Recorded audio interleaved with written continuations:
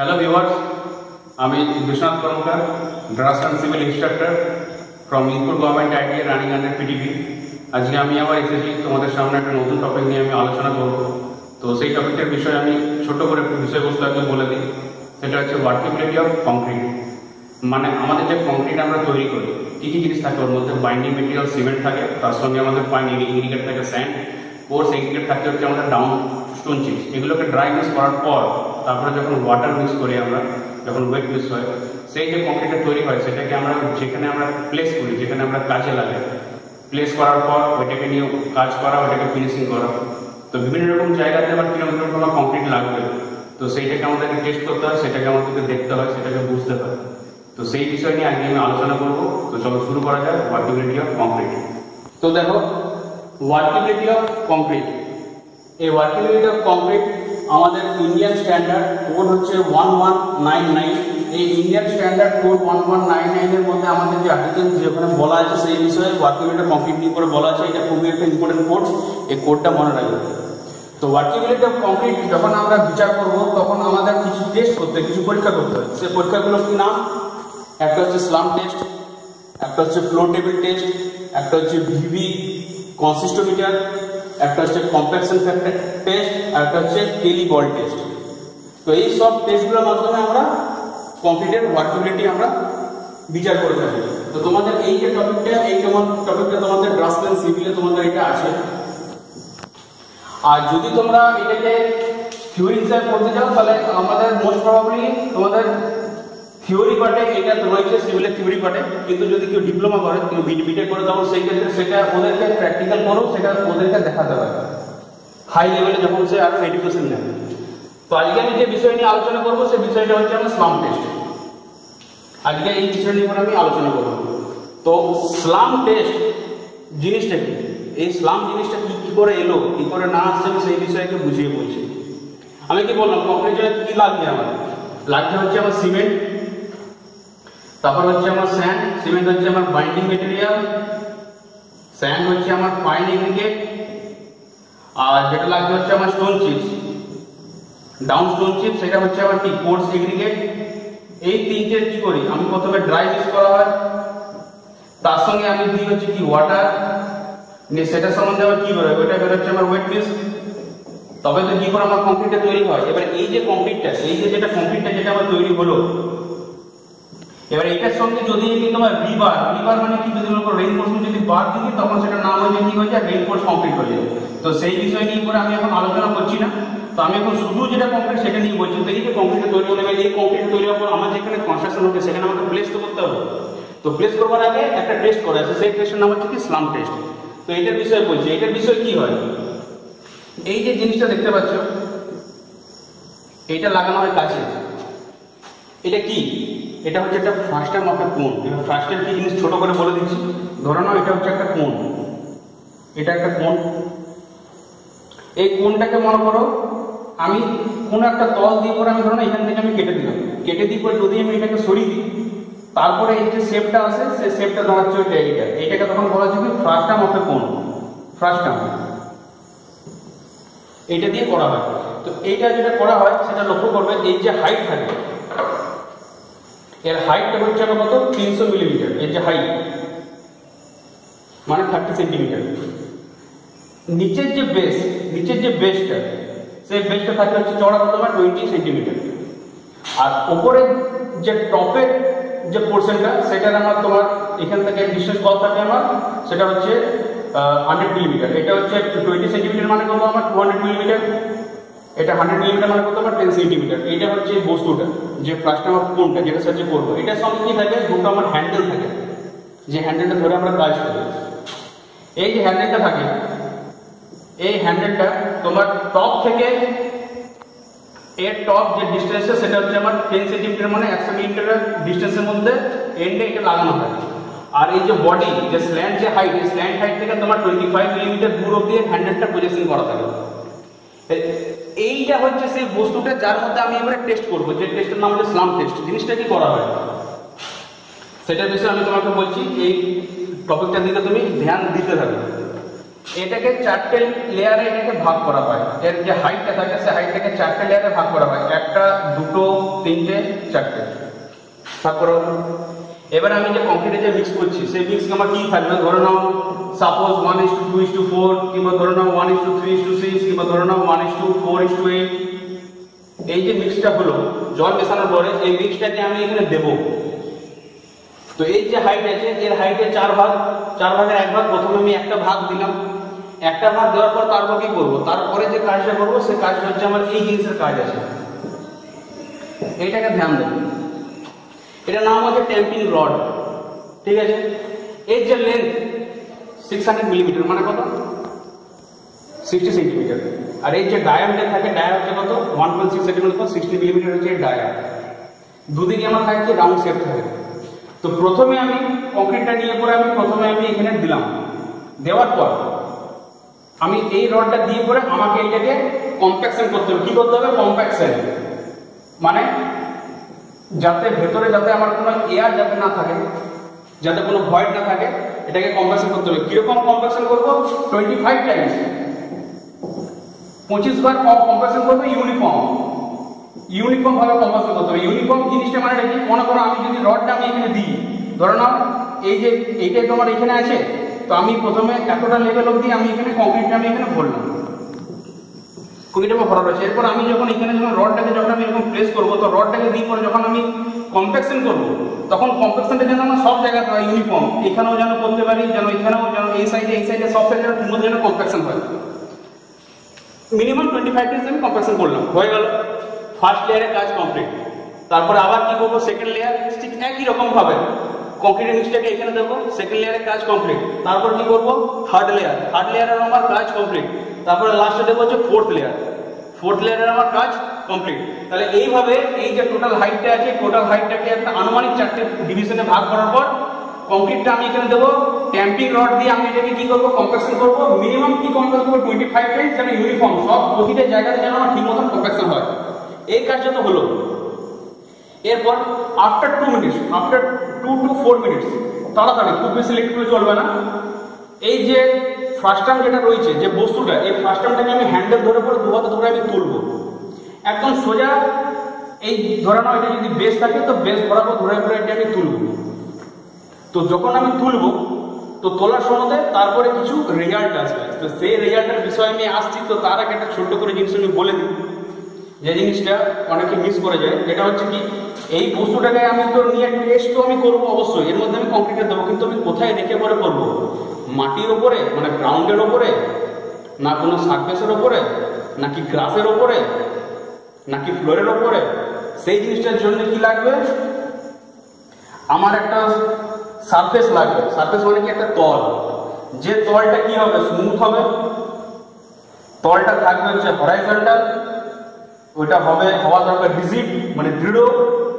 আর কি হওয়া দরকার, নন অ্যাবজর্বেন্ট সারফেস। মানে কি, কংক্রিটটা আমি যখন দেবো তো সারফেসটা এমন হওয়া দরকার যেন কংক্রিটটাকে যেন শোষণ না করতে পারে, যেন অ্যাবজর্ব না করে, যেন যেরকম আছে সেরকমই থাকে। আর এই যে বস্তুটা যখন আমি ব্যবহার করবো, সেই বস্তুটা আমার কি থাকা দরকার, ক্লিন, মানে পুরোপুরি পরিষ্কার। প্লাস আমাকে দেখতে হবে যে ভেতরে যে সারফেসটা থাকে সে সারফেসটা যেন ফ্রি ফ্রম আমার ড্রাইড কংক্রিট হয়। মনে করো এর আগেও তোমার একটা কংক্রিট তৈরি হয়েছে, তো এটা তোমার থাকে হচ্ছে মেনলি স্টিল কিংবা আয়রনে তৈরি হয়। তো এর আগে যদি আমার কংক্রিট টেস্ট করা থাকে, তো সেইটাকে যদি ঠিক মতো যদি আমি ক্লিন না করি, তাহলে কি হবে, ভেতরে যে আমার সিমেন্ট স্যান্ড যেটা স্টোন থাকে সেগুলো যদি ড্রাই হয়ে গিয়ে কি এর সারফেস লেগে যাবে, তো সেটা যেন না লেগে থাকে, তাহলে কিন্তু আমার টেস্ট কিন্তু আমার ঠিকঠাক আসবে না। তো এই সারফেসটার উপরে আমার কোনটা আমার থাকে হচ্ছে এইরকম, এই কোনটা আমার থাকবে হচ্ছে এরকম। এই সারফেসটা বলি, কোনটার উপরে আমি 4টে লেয়ারে ভাগ করে আমি কংক্রিটটা দেবো, আর এই ট্যাম্পিং রড দিয়ে আমি কম্প্যাকশন করবো। 4টে লেয়ারে ভাগ 25 টাইমস ইচ, ইউনিফর্ম হওয়া দরকার। তারপর আমি যখন এটাকে তুলবো, তোলার পর আমি চোখের সামনে দেখতে পাবো 3টে রেজাল্ট। এই একটা রেজাল্ট আসবে, এই একটা আসবে, আর এই একটা আসবে। একটার নাম হচ্ছে কোল্যাপস স্লাম্প, একটার নাম হচ্ছে শিয়ার স্লাম্প, আর একটার নাম হচ্ছে ট্রু স্লাম্প। তার আগে একটা কথা বলে রাখি, এইখানে যে কথাটা বলা হচ্ছে যে স্লাম্প টেস্ট, তো এই স্লাম্প যে কথাটা, এই স্লাম্প কথাটা কি কথা, স্লাম্প কথাটা বলার জন্য একটু ভালো করে ধ্যান দেবে। আগে এটাকে আমি মুছে দেব, তাহলে তো বুঝতে পারবে না যে স্লাম্প জিনিসটা, স্লাম্প কথাটা জিনিসটা কি। মনে করো এই তো জিনিসটা আমার রয়েছে এরকম, আমার এরকম আমার আছে, ঠিক আছে, আমি এখানে জিনিসটা ভরলাম। এরপরে ধরে নাও একদম টপ অব্দি ভরবো, ধরে নাও এইটা হচ্ছে আমার ফার্স্ট লেয়ার, ধরে নাও এটা হচ্ছে আমার কি সেকেন্ড লেয়ার, ধরে নাও এটা হচ্ছে আমার কি থার্ড লেয়ার, এটা হচ্ছে আমার ফোর্থ লেয়ার। তো একদম টপ অব্দি ভরবো কংক্রিটটাকে, টপ অব্দি ভরার পর কি ট্রাভেল দিয়ে পরে সারফেসটাকে প্লেন করে দেবো, তাহলে আমার এর মধ্যে কিন্তু কংক্রিট ঢুকে রয়েছে। এরপরে ওইটাকে যখন আমি এই পাশে যে আমার হ্যান্ডেল লাগা থাকবে, এই হ্যান্ডেল ধরে যখন আমি তুলবো তখন কি হবে জানো, কংক্রিটটা না অল্প বসবে, অল্প সেটেল ডাউন হবে। তো সেই ক্ষেত্রে কি হবে, কংক্রিটের আগে লেয়ার ছিল আমার এইটা, তো কংক্রিটটা আমার এতটা লেয়ার অব্দি কংক্রিটটা নেমে আসবে, কংক্রিটটা বসবে। তো এই যে যতটা বসছে, এই যে বসলো কংক্রিটটা, মানে কি কংক্রিটটা কি করবে তোমার সেটেল ডাউন হবে, কংক্রিটটা সেটেল ডাউন হবে, নিজের যে অরিজিনাল পজিশন থেকে অল্প বসে যাবে। এই যে বসলো এইটাকে তোমার বলা হচ্ছে স্লাম। এই স্লাম ভ্যালুটা, এই যে ভ্যালুটা তোমার স্কেল দিয়ে এটাকে মেজার করা হয়, এরকম তোমার স্কেল থাকে, স্কেল দিয়ে তোমার এটাকে মেজার করা হয় যে স্লাম ভ্যালুটা আমার কত, মেজার করা হয় একদম টপ থেকে, না টপে আমি শেষ করেছি, টপ থেকে কতটা বসলো সেটাকে এখানে আমি ট্যাম্পিং রডটা আমি এখানে এইভাবে ধরবো, ধরার পরে আমি স্কেলটাকে আমি এইভাবে এখানে প্লেস করবো, প্লেস করার পরে দেখবো যে কতটা বসলো, যতটা বসলো সেটাই হচ্ছে আমার কি সেই কংক্রিটটা যে মিক্সের ওটা হচ্ছে স্লাম ভ্যালু। তো তিনটে রেজাল্ট হয়, একটা হচ্ছে কোল্যাপস, একটা হচ্ছে শিয়ার, একটা হচ্ছে কি মানে ট্রু। তো কোল্যাপস আমার কখন হয়, কোল্যাপস আমার তখন হয় মানে কি পুরো এইটাকে যখন আমি ধরে তুলে দেবো তখন পুরো জিনিসটাই বসে যাবে, পুরো একদম নিচের সঙ্গে নিচে যে আমার বোর্ডটা থাকে, এখানে নিচে যে বোর্ডটা থাকে বোর্ডের মধ্যে আমার পুরো এটা বসে যাবে, পুরো ছড়িয়ে যাবে। কেন হয়, কারণ আমি এখানে কি বললাম, সিমেন্ট দিচ্ছি, binding material, sand, fine aggregate আর স্পঞ্জিস ও কোর্স এগ্রিগেট, এর সঙ্গে আমি যখন ওয়াটার যখন মেশাচ্ছি, তো ওয়াটারটা যদি মনে করো আমার ওয়েট মিক্স যদি হচ্ছে, যদি মনে করো খুব বেশি পরিমাণে আমার ওয়াটার হয়ে গেল, যে ওয়াটার সিমেন্ট রেশিও দরকার ছিল আমার খুব বেশি পরিমাণে হলো, তখন কি হবে, তখন আমি যখন তুলবো তখন এটা পুরো বসে যাবে। তো সেইটার নাম হচ্ছে কোলাপস স্ল্যাম, মানে কি পুরোপুরি একদম ধ্বংস মতন। কোলাপস মানে কি কোনো বিল্ডিং কে কোলাপস করা মানে কি ধ্বংস হয়ে যাবে, ঠিক সেরকম এতটা হাইট থাকলে পুরো বসে গেল, এটা হচ্ছে কোলাপস। প্লাস যদি ঠিক মতন কম্প্যাকশন না করে তাহলে সেক্ষেত্রে এটা হওয়ার চান্স থাকে। সেকেন্ড কি আসছে, সেকেন্ড হচ্ছে আমার শিয়ার স্ল্যাম।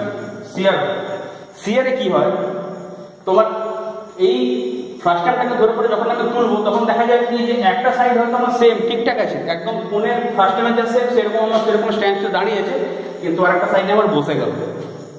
তো সেই স্ল্যামটার নাম হচ্ছে আমার শিয়ার স্ল্যাম।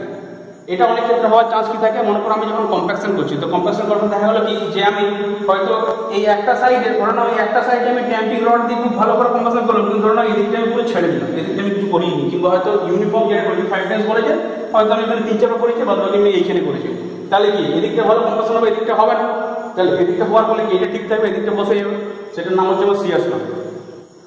আর যদি ঠিক মতো যদি কম্প্যাকশন করা হয়, ঠিক মতো যদি আমার ওয়াটার সিমেন্ট যদি আমার রেশিও থাকে, যা যা প্রপোর্শন আছে প্লাস ওয়াটার, সেই সব প্রপোর্শন যদি আমার ঠিক মতন থাকে, তখন যে ভ্যালুটা আমি পাবো সেটা হচ্ছে আমার ডেজায়ার্ড ভ্যালু, মানে কি যেটা আমার দরকার আমি সেটাই পেলাম, ডেজায়ার্ড ভ্যালু আমি পাবো। আর পাবো স্লাম্পে,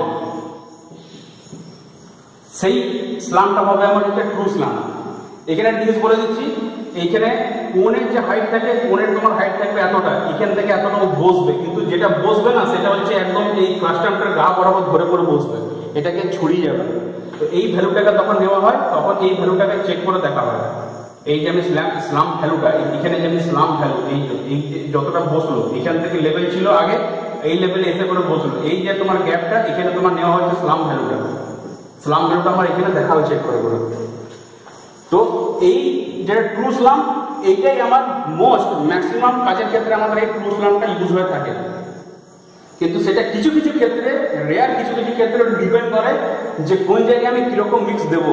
এই দুটো মিক্স আমার সচরাচর কোনো কাজে লাগে না, লাগে হচ্ছে এইটাই, কিন্তু কোনো জায়গায় যদি দেখা যায় যে না এই জিনিসটা দিলে পরে আমার কাজ হবে না, তখন আমার এইটা লাগে, তখন কি করা হয়, তখন হয়তো আমি একটু ওয়াটারটা বাড়িয়ে দিলাম, মানে সিমেন্ট রেশিওটাকে ওয়াটার পরিমাণটা বাড়ালে কি ওটা তো কোলাপস করে যাবে। কিন্তু সব থেকে বেশি ডেজায়ারেবল কাম হচ্ছে আমার এই ট্রু স্লাম্পের ভ্যালুটা। তো এখানে একটা টেবিল বানানো আছে,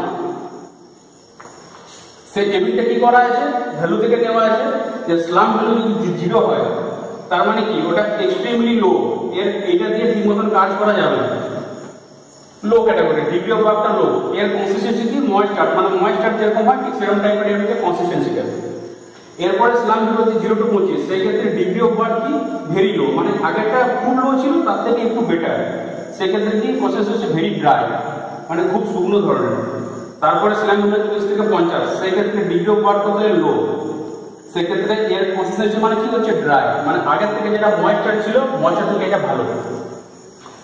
যেটা সচরাচর যে টেকনিক কাজ করে সেটা হচ্ছে 50 থেকে 100, ডিগ্রি অফ ওয়ার্ক কি মিডিয়াম, মানে এটা দিয়ে আমি ঠিকঠাক কাজ করে দিতে পারবো, সেক্ষেত্রে আমার কোনো অসুবিধা কিছু নেই। এর প্রসেস কি প্লাস্টিক। প্লাস্টিক নেচার জিনিসটা কি, প্লাস্টিক আর ইলাস্টিক। ইলাস্টিক কি, যেটাকে আমি প্রসারণ করার পর যখন ছাড়বো তখন সেই পজিশন ফিরে আসবে, প্লাস্টিক সেটা ফিরে আসবে না।